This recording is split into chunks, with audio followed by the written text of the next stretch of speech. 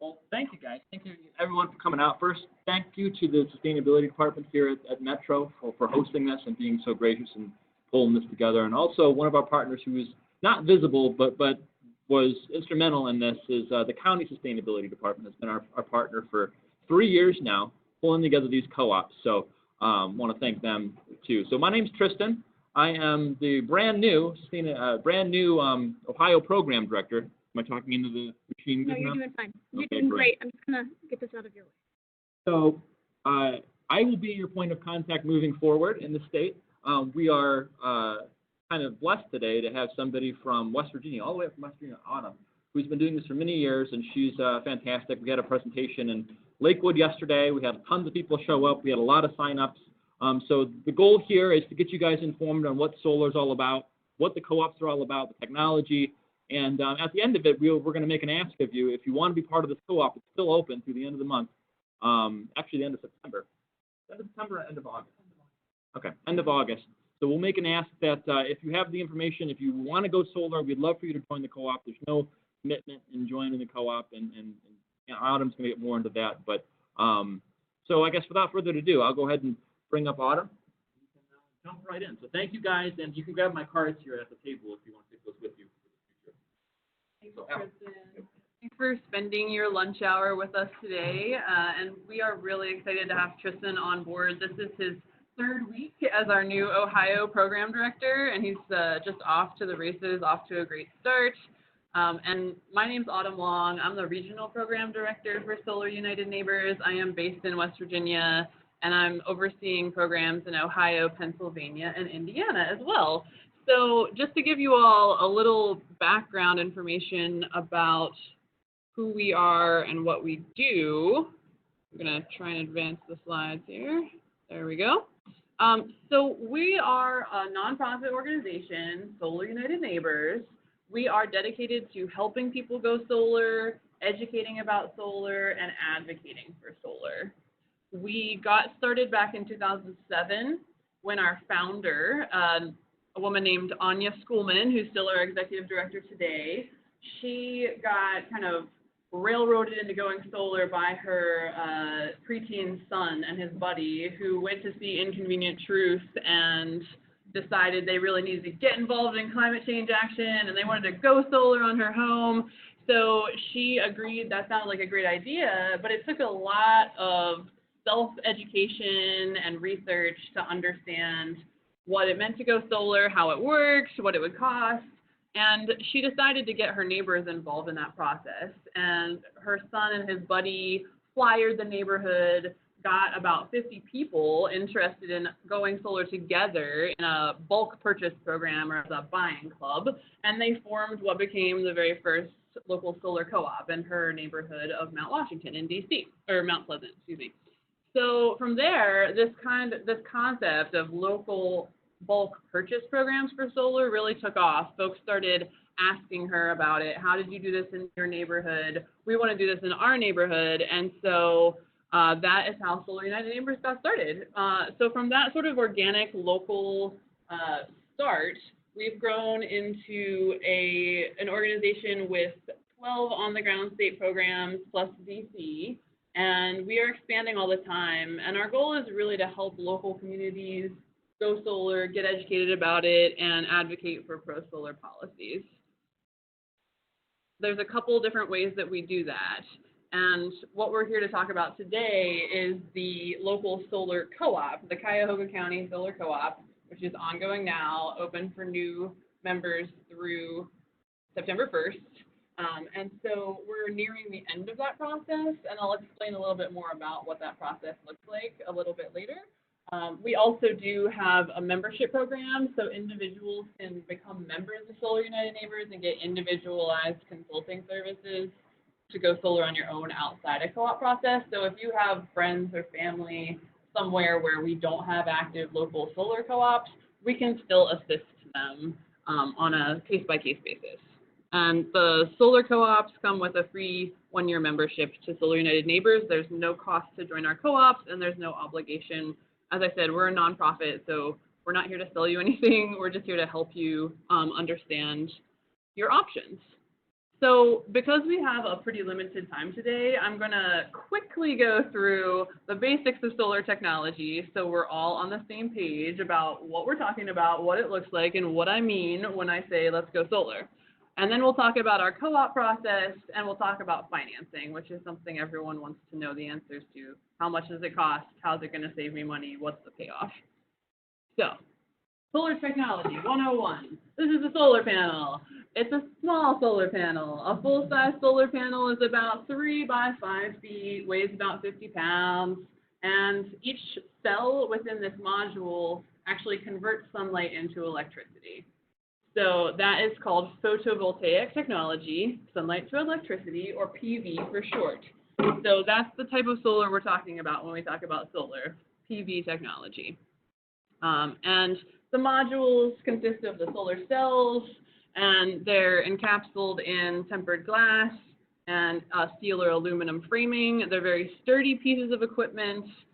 They undergo rigorous performance testing under real-world conditions. They are warranted for 25 or more years. So these are very sturdy pieces of equipment that are long-term investments that you can feel confident about producing energy for you for many years and decades into the future. The other main components of a rooftop solar system consist of the inverter, which is sort of the brains of the operation. It is a piece of equipment that converts the direct current electricity your solar panels produce into the alternating current electricity that your home appliances and electronic devices consume. Our American electric grid is based on alternating current, so the inverter is required to do that job of converting DC to AC. It also continually monitors your system and the grid and ensures that energy is flowing appropriately between the components of your system. And it's attached to your roof with racking, and it can go on about any type of roof. I'm going to skip over some details here for time. So it can go on asphalt shingle, standing seam metal. There's a standing seam metal roof. There's flat roof options with ballasted systems. So regardless of your roof type, you're likely to be able to go solar. And if your roof is not good for solar, you can also think about a ground mount system. So there are options for folks whose roofs won't work. There's an example of a backyard ground mount system. Slate, does anyone here have a slate roof? Okay, good. That can be a little challenging to work on. Usually there are no major upgrades required of a typical home electric system. If you have an outdated electric system, 100 amp service, you may need to do some wiring upgrades. But if you have a modern 200 amp electric service with, a modern HVAC system or a pool or a hot tub or anything that requires that sort of anything that's up to code, then you're probably good to go. And your installer will be sure to check out your electric service and your electric panel to make sure that upgrades get done if they're needed. So when you're thinking about going solar at your home or your property, there's a few things to consider about your site. One is the south-facing availability of a roof line. So south-facing roof is best. South-facing exposure gets the most hours of sunlight over the course of the day, over the course of the year. So that's ideal for solar. However, if you have a more easterly or westerly facing roof, that can also work just fine. Solar panels have become more and more efficient over the years, so it's not required that you have a perfectly south-facing roof. A north-facing roof is not going to be ideal for solar. It just doesn't get enough direct hours of sunlight to really make that investment pay off for you. So south-facing roof. Shading is another thing to consider. Obviously, solar uses sunlight to create electricity. So if you live in a very densely shaded location, if you have a lot of beautiful shade trees on the south side of your home, that may minimize your ability to go solar at your location. We don't want you to cut down a lot of trees in order to put up solar panels. Those trees are performing important environmental services for you. They're cooling your home in the summer. They're creating oxygen for us to breathe. So if there's, a little bit of shading, this is actually a good example that gives you some early morning shade or early evening shade, you can deal with that. So the installer will perform an in-depth site assessment to determine whether your site is really appropriate for solar. And even before that happens, when you join our co-op, we take a look at your property using mapping software and let you know immediately, this looks like a good place for solar, or wow, I can't even see your house under all of those trees, so sorry, this probably isn't going to work. And then the third thing to consider is just the actual physical amount of space you have available. So, if you're in a duplex or a small home, or if you have a lot of dormers or skylights that break up your roof line, that can minimize the amount of space that you have and thus the capacity of your solar system to generate energy. So that's something else to think about when you're sizing a system, and that's also something your installer will be able to work with and explain to you in detail. So how does these elements all work together? You've got your solar panels and you've got your inverter, so the electricity being created by the sunlight, it's flowing through the inverter and being converted to alternating current. It's flowing into your home and powering your home's appliances and electronic devices. Your refrigerator doesn't care where those electrons come from, whether it's from your solar panels or from the grid. It works just the same either way. And so then on a nice sunny day, when you're producing more energy than you're actually consuming in your home, the excess flows out through your electric meter into the local electric system and actually helps power your neighbor's home or the shop down the street or the store next door. So you are contributing energy to your local electric system. You're becoming a producer of energy, not just a passive consumer. And that's one of the things that I find really exciting and inspiring about solar, because it really changes our relationship with energy as consumers. We're becoming producers, we're contributing to that system actively, we're not just passively buying it from the utility company. And the good news is you get credited for that energy on your bill at the end of the month. There is a policy called net metering that requires your utility company to credit you at a 1-to-1 retail rate for every kilowatt your solar panels produce that is shared with the local electric system. You get credited for that on your bill at the same rate that you buy electricity from your utility company. So what this means is at the end of the year, you can have offset up to 100% of your electricity costs with your solar production. The credits you may build up a bank of credits in the summer when there's a lot of hours of sunlight and you're producing more energy than you're consuming on site. That bank of credits rolls over from one month to the next on your bill, and so you can draw down on that bank of credits in the winter months when there aren't as many good solar hours in the day. So that's how solar pays for itself and becomes a really excellent investment for homeowners and business owners. So at the end of the month, your electricity bill will be the amount of electricity you consumed from the utility minus the amount of electricity you produce that was shared with the grid. That's the net. You'll be paying the net of those two figures, hence the net in net metering. And this is required by law. Utilities have to do it whether they like it or not, and they generally don't. So I'm going to skip these for time's sake.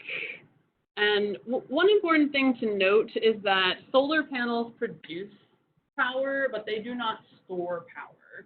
So if you have a straight grid-tied solar array, which is what we're talking about here, you remain tied to the electric grid, you're still able to get energy from your utility company at night, during cloudy weather, anytime, and then with net metering, you're getting credited for your solar production. With that type of system, you don't have power when the grid goes down. Your inverter is going to automatically shut down your solar array during a grid outage. It's a safety mechanism that's required of all inverters on the market today in order to prevent backfeeding into the grid that would potentially harm a lineman who's working to repair the problem on the electric system. So if you're concerned about battery backup during grid outages, if you're concerned about having backup power during grid outages, you need batteries to store the power that your solar panels produce. So that's something that people are interested in. If you have critical medical equipment at home, like oxygen, that you need electricity for 24 hours a day, you may want to invest in battery backup, or if you're just concerned about emergency preparedness, there are a lot of valid reasons to invest in battery storage. It is costly. Typically, we're looking at, from $7,000 to $11,000 for the addition of the battery component of a solar plus storage system. So it does increase the cost, but it's becoming more affordable. It's becoming more common, and it's something you can absolutely do through the solar co-op with our installer if you want to. I'm going to skip through some more of these battery issues, and I'm happy to take more questions about storage at the end. So when you're thinking about solar, I did mention that solar panels are warranted for 25 years. That's industry standard. And your inverter is warranted for either 12 or 25 years, depending on the type. And your installer will warranty all of their labor, including any roof penetrations that they make on your home. In addition to the equipment and labor warranties, your homeowner's insurance will then step in to cover any sort of disaster that might strike. If a tree falls on your house, for instance, and crushes your roof and your solar panels, then your homeowner's insurance would cover that. It's very important that you let your homeowner's insurance know that you went solar, so they know to cover the solar panels as part of their insurance. It generally does not increase your premium by a lot or any. Some insurance companies actually offer green discounts for renewable and energy efficiency upgrades. So if you go solar and your homeowner's insurance says, wow, we're going to double your premiums, I encourage you to shop around for some different homeowner's insurance, because that shouldn't happen. There's basically no maintenance required of these systems. There's no moving parts. There's really nothing to break. Once the panels are installed, they pretty much just sit on your roof and produce power for you. We don't really need to worry about cleaning them in this area of the country. We get frequent rain, and the rain does a great job in washing off dirt and pollen that might accumulate on the panels.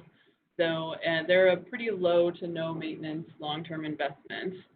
And just because the equipment warranty expires in 25 years doesn't necessarily mean that those panels are going to stop working. I mean, I know folks who went solar over 30 years ago whose panels are still producing power today. So it is a very long-term investment.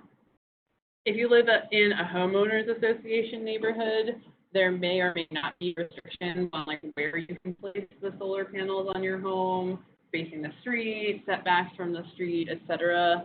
And that's something we can help you with. We work with a lot of local homeowners associations that may have sort of archaic restrictions against solar. And usually once folks in the neighborhood become interested in solar and approach their HOA board about it, in a lot of cases, we're able to convince the board that this is actually a really good idea and people should be doing this in your neighborhood. It actually increases your home's value. It's not going to ruin the neighborhood or lower the home values. To the contrary, recent studies show that there is a premium of home value placed on homes with solar, and homes with solar generally tend to sell faster than other homes, like homes in the neighborhood.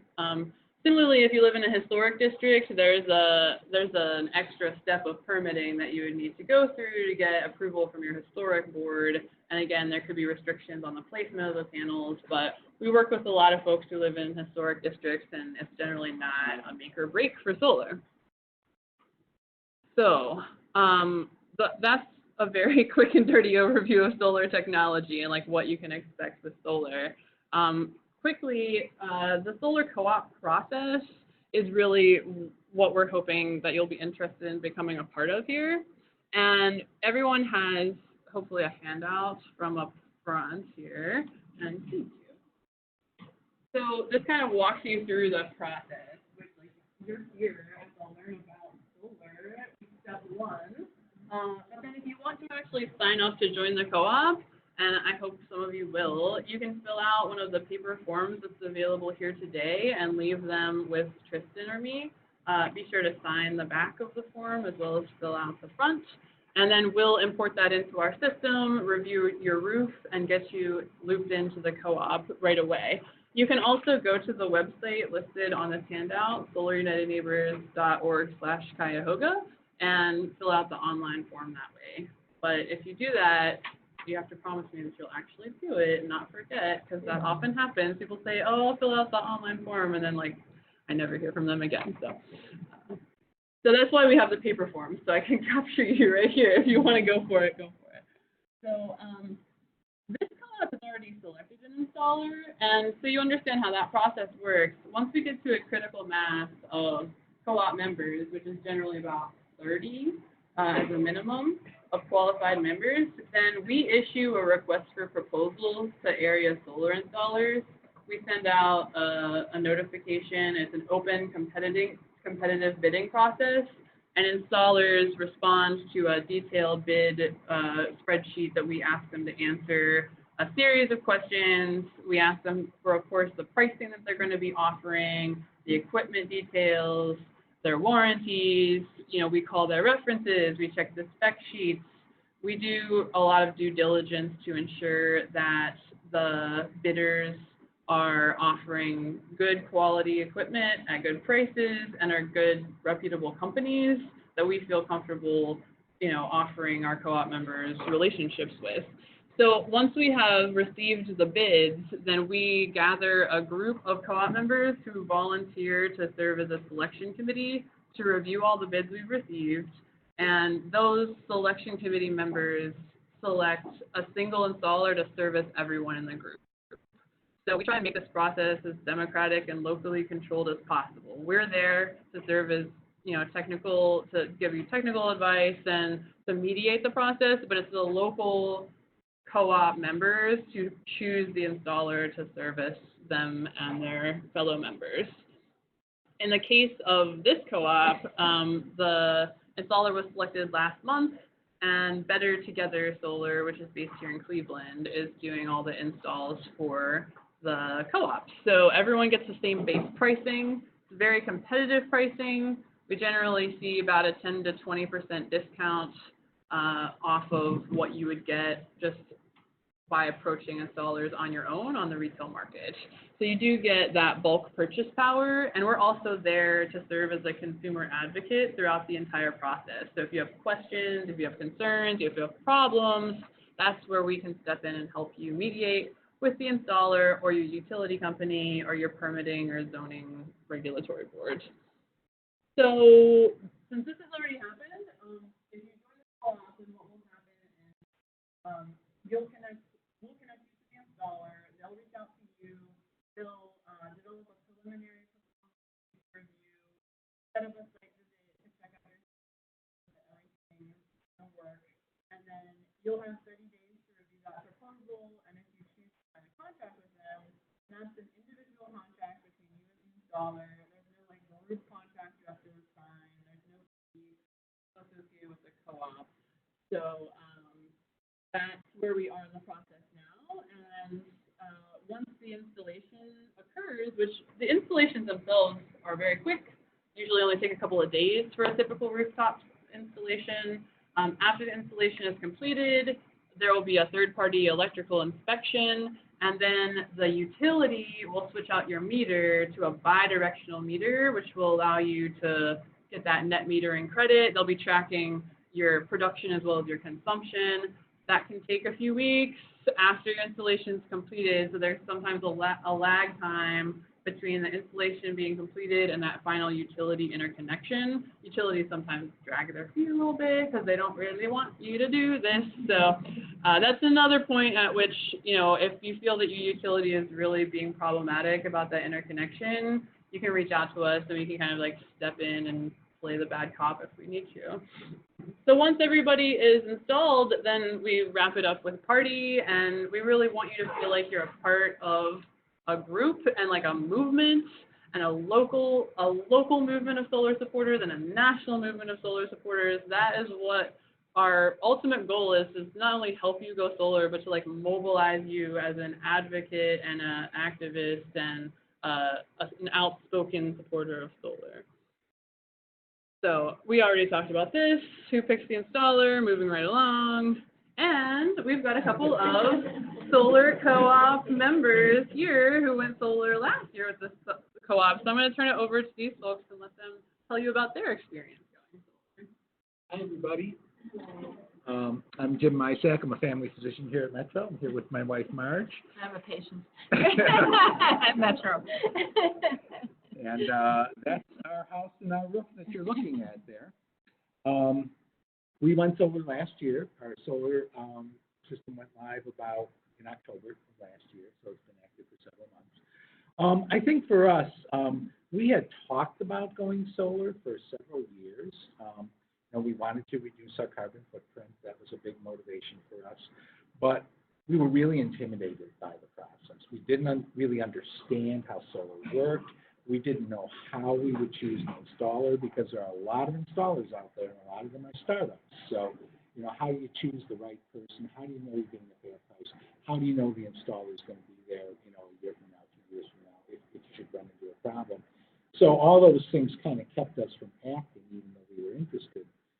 So, but last year when we heard about the solar co-ops that were being organized by the County Office of Sustainability with Solar United Neighbors, we decided to go to an information session and check it out. Also for us, we were at the point where we had to replace this front roof. So it was a good time for us to consider solar.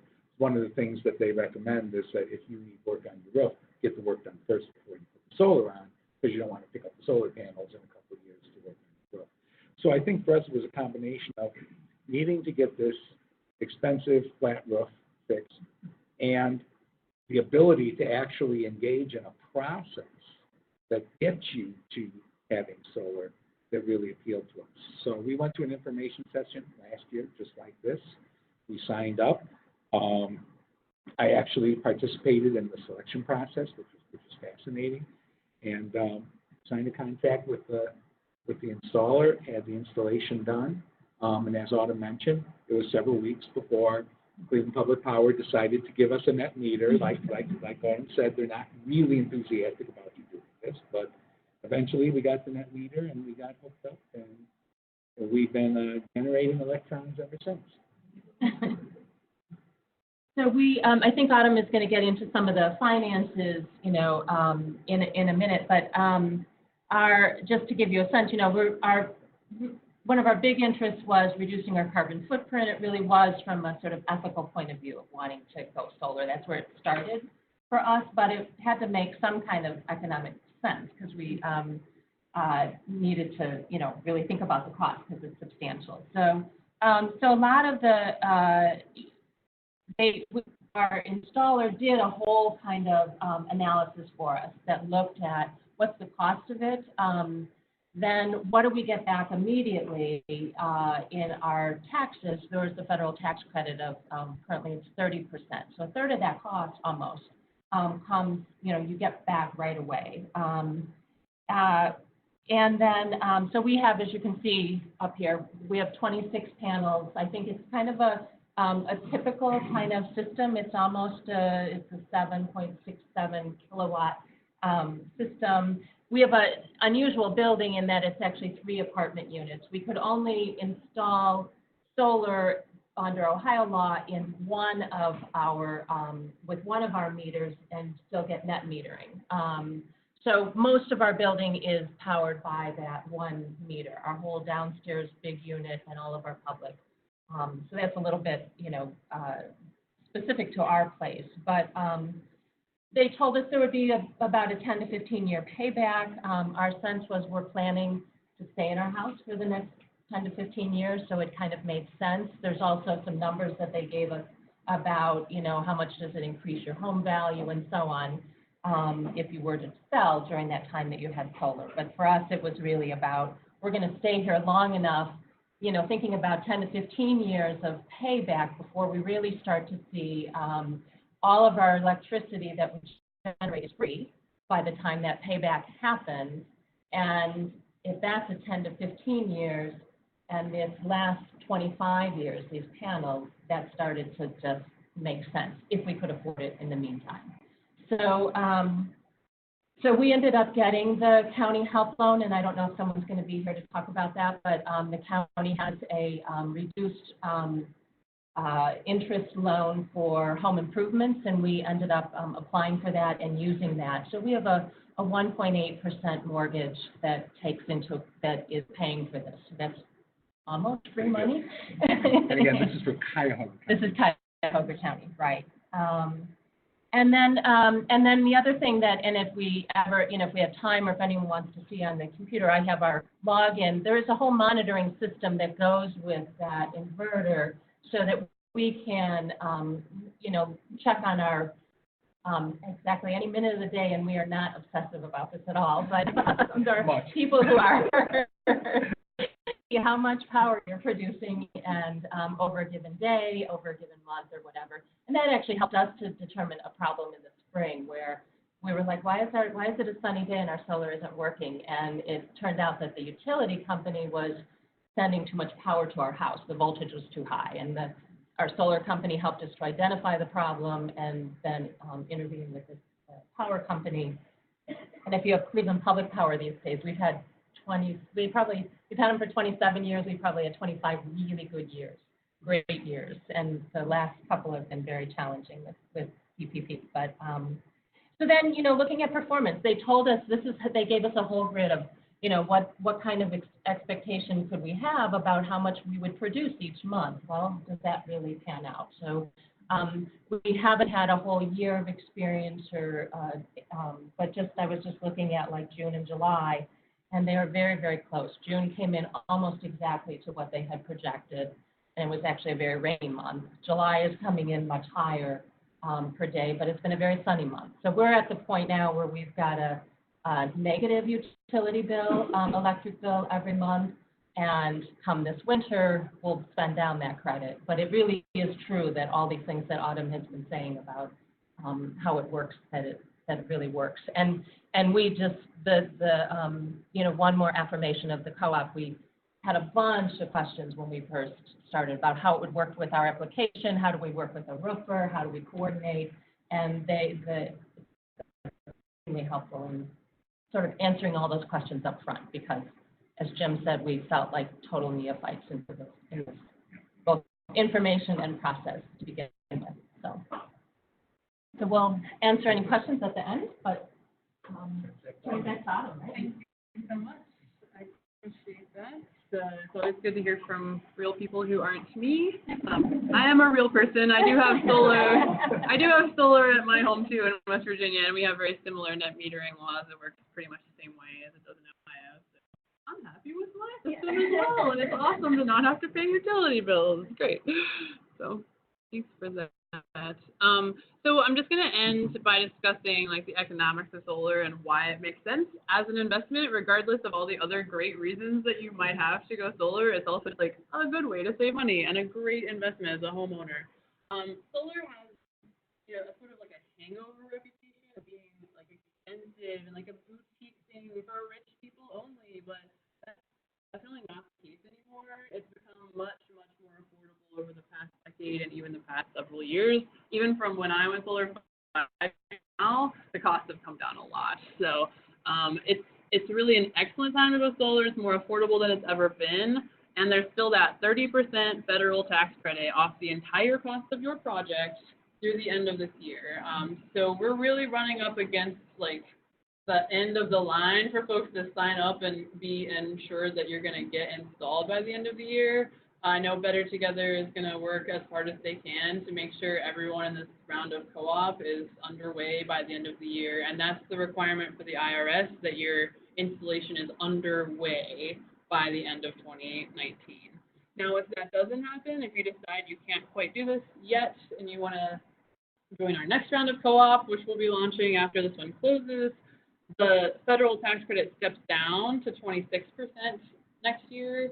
So it's not like it goes away immediately, but it is set to sunset. It steps down to 26% next year, 22% the year after, and then it goes away unless Congress decides to extend it. They did extend it once before, which was shocking to everyone in the industry, and they might do it again. I'm not holding my breath about that. I'm not taking bets on it, but in the meantime, I'm really encouraging people to kind of thread this needle this year and get the excellent pricing that's available along with that full 30% tax credit or 26% in 2020. So the co-ops I mentioned, we do see it depends on the specific pricing for the co-op. So generally we say like it's 10 to 20% below like retail rates. And a lot of that has to do with the fact that our co-ops, like we do a lot of the work for the installer in terms of like marketing and outreach. We're educating you all about solar today.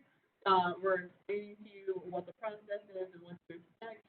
The county and Metro Health are helping, promote this and publicize it. So those soft costs are some of the largest costs that installers have. So they're really able to offer very competitive prices for the co-ops. The pricing is confidential to the co-op members. So if you want to know what you'd be offered through the co-op, you need to join the co-op to find out what the pricing is. And we do ask that you maintain that confidentiality. Don't, tell everyone what the pricing is. It's not fair to the installers to be pressured to offer this pricing outside of the co-op process, and it is a limited time offer. After September 1st sign-up deadline, they're no longer required to offer this pricing for anyone outside the co-op. So there is some example pricing on the back side of your sheets, and this updates that pricing a bit because as you can see, like we have 275 a watt listed on the printout, but I've updated this spreadsheet to reflect our most recent co-op pricing. So you can see how the pricing has gotten even better over the past year or so since we've updated it. And I also included a larger system size. 7 kilowatts is about average in this area of the country. So you get a spread of like small to large residential systems. And the sizing is based on the size of your home, your habits and energy usage, whether you're all electric or whether you have other forms of heat and cooling. If you have an electric vehicle, if you have a lot of people in your home, all of that can impact the efficiency of your home. All that can impact your energy usage and thus the size solar system that you need. So that's something that the installer will work with you to develop a proposal that takes into account your annual electricity consumption and develop a solar system that will offset that and account for your budget and the space considerations. So the growth cost here gives you an idea of what you would need to pocket to pay tax up front. And then this is the federal tax credit, that 30% back at the end of year one. So your net cost, I like to point out this, we're talking about like used car cost ranges now. This is not like a massive, substantial investment, but it's doable for a lot of folks to make a public investment. And I would probably go driving the same car 25 years from now, but you will be in the same solar modules that you expect. So when you think about that feedback, you're absolutely right. Ohio, based on current electric rates, 10 to 12-year payback period is typical for residential systems. So you're saving energy from day one, and every year you're saving energy, you're getting closer to paying off that initial investment. So by around year 10 to 12, if electricity rates don't go up between now and then, people will pay off your initial investment. After that, you're just making free energy for yourself and pure profit. As electricity rates rise, your solar becomes even more valuable. You're essentially locking in an electric rate today for the next 25 or more years. So it's a great value. It's an excellent return on investment. And I did mention already that the federal tax credit will be stepping down. So that's something to consider in terms of like pulling the trigger. Now is really a great time to do it. And this is another way to think about your savings. If you're financing your system, taking your loan, paying cash, and here in Ohio, because of the health loan and the utility loan programs, and there are handouts about the health loan up front. I mean, as you mentioned, it's practically free money. It's like amazing interest rates. So that is an awesome incentive to do this and finance the system at a really, really affordable rate. It's really refreshing for me to be here in Ohio and see how local municipalities and counties really support these efforts and incentivize them. We really don't have anything like this in West Virginia, so it's great to see that there are financing incentives for folks to make these investments. Yeah, so the EcoLink and the HELP loans are what I would really encourage you to consider if you're able to do that and you have the credit score. Okay, so that gets me to basically the end of my presentation. I really encourage you to join the co-op either by leaving a paper sign-up form with us here today or going to that web page. And our website is also just an excellent resource. We have like a massive amount of like FAQs, information about financing and how does solar work and how does it, how is it valued and what values does it provide to the grid, ways to get involved, volunteer with us, events, etc. So please use this resource. That's what it's there for. That's what we're here for, to help you connect with the resources you need to go solar. And at that, I will take any questions that you might have, or if you have questions for anyone else, we can answer them together. And if you haven't seen these handouts, you might flip them around. This is a help loan, and this is the application. I just had a question about roofing. So with someone who's examining the roof, how many years are left, and then about the solar panel, I should protect this from this? Yes, so great question. And you all mentioned that if you have an aging roof that you know will need replaced within the next 2 years, we really do encourage you to go ahead and get that roof replacement. You don't want to have to call your installer like next year or 2 years from now and say, I need you to come and take all these panels off my roof and reinstall them. So yeah, if you don't know how old your roof is, you can say, I don't know, and the installer will look at that when they come out and confirm that like it doesn't look like it's an imminent need of replacement. Once the solar panels are on there, you're absolutely right. They do help protect your roof and can extend the life of your roof, at least for the area of your roof that's underneath the panels. It's not getting any UV damage. In the long term, it's a good way to help your roof, but we don't want you to have like a really bad roof and put new solar panels on. Yep, absolutely. I mean, in my case, our house is kind of tucked up against a hillside, and so we built a garden shed at the far end of our property, well, far end of our yard, and faced it directly south, sized it so it would fit the panel array that we wanted, and then just trenched the conduit back up to the house from there. Yep, they can go in an outbuilding.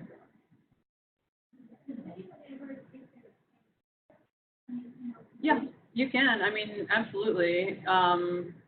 That's been known to happen, sure. Sure.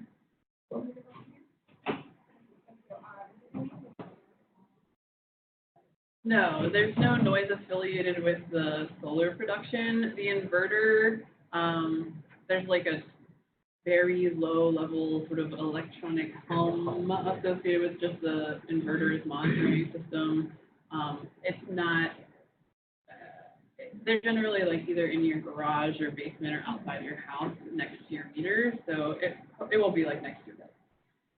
Similar to like a refrigerator hum, something like that. Not even as loud as that. Yeah, like you have to be like standing right next to it to hear it. When the very large scale utility scale inverters, and there's like lots of them at like a utility scale solar farm, there is like a louder hum associated with those, but it's nothing like wind turbine noise or anything.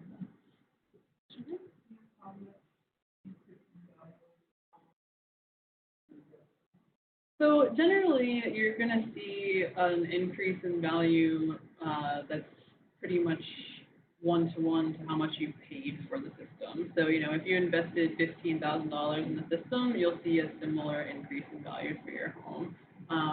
We encourage you to educate your realtor about solar, and that's something we've worked up a set of resources for real estate professionals to help them understand solar. That's something we can provide you, and we can do presentations for realtor associations. It's something we're trying to do outreach around. When you're showing your home, you leave a copy of your very low electric bill out for prospective buyers to look at. That really helps drive home the point that, like, I'm going to have really low electric bills for the foreseeable future if I buy this house. So we see it's generally like an upsell.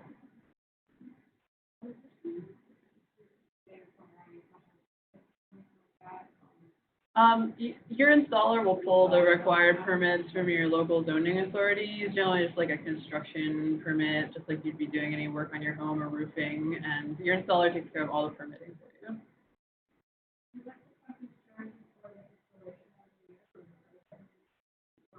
That is a great question, and I don't know the answer to that for Ohio. In West Virginia, they are required to swap out the meter and they pay for it, but I don't know what the case is in Ohio, so I'll have to get back to you on that. Public power did not charge. Okay, I think the answer is no. I think they just have to do it, but I don't want to like put money on them. But thank you. If they didn't charge you for it, then that probably means that the utilities cover the cost.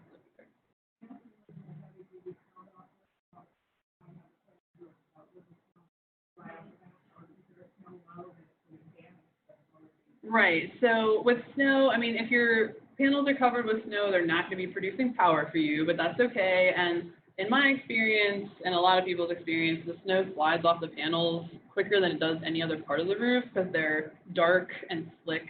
And so generally, the snow just kind of slides off. Yeah, no, the panels, I mean, if your roof can handle the snow, then your panels on the roof can handle the snow. Panels are put through like rigorous performance testing, including like load, snow load, hail, hurricane strength wind, so they're really durable. I didn't see anything where the any kind of rotation to the panel, they all seem to be flat, and we always have snow. Yeah. Are they finding that you're just doing them flat and not doing anything to maximize? Of course, have to take care of the snow, turn on the side. Right. So a tracking like pole mount array or something. They're generally not very cost effective for like residential size systems. They add a lot of cost to the install to do that tracking, and they also add complexity and like you're dealing with motors and moving parts, and there's just like more stuff to break down. So for rooftop arrays especially, they're going to be like installed flat against your roof on that racking. I do know, like I know an installer in West Virginia who offers like tracking pole mount arrays. And it's really cool to do, especially for like schools or any type of public-facing application where you can really maximize your efficiency. But because of net metering, throughout the course of the year, when your panels are stationary, you're going to offset that small efficiency loss based on the seasonal, direction of the sun. It's just not, it's not standard. It's usually not something that's worth the extra cost. It's something you could ask the installer about, though. They may offer that option.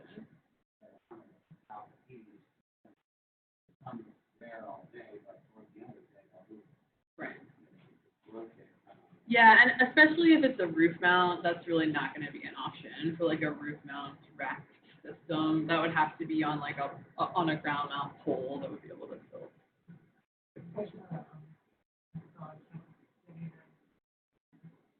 Yes, the installer will do all that permitting for you. Do you have an IRS credit that's due for Yeah, on our website is a section about the tax credit with a link to the most recent IRS memorandum that explains their views of like that you have to have it underway by this percentage. And it's a very simple, it's just like a one-page addendum to your tax return. All you need to provide is like a paid invoice showing the cost of the system, and you get the tax credit. Any more questions?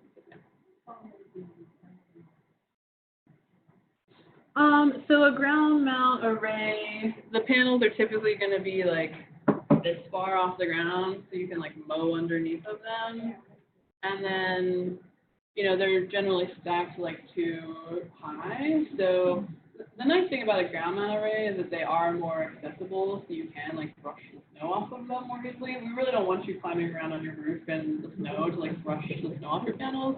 So that's the one thing. Ground mount arrays are a little more expensive just because of the extra equipment that's required to like do the mounting on the ground versus the roof. Yes, sir. Okay. When you talk about this panel is synonymous with the product.